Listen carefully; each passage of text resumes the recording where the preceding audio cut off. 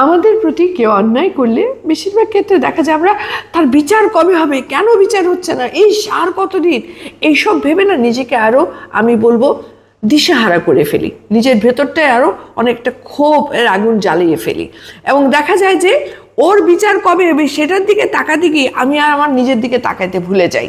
এই কাজটা কখনো করো না। যে মানুষ অন্যায় করেছে তার বিচার হবেই হবেই হবে, এটা গ্যারান্টেড।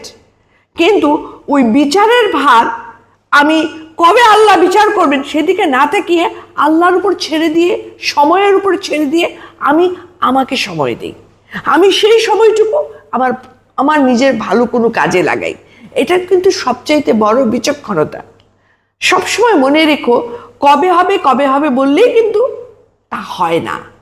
সেটা তখনই হবে যখন সেটা নির্ধারিত আছে। আর অন্যায় যেহেতু, কৃতকর্ম প্রায়শ্চিত্ত সবই করতে হবে। ছেড়ে দাও না সময়ের উপর, আর নিজে চলে নিজের জীবনকে নিয়ে সফলতার দিকে।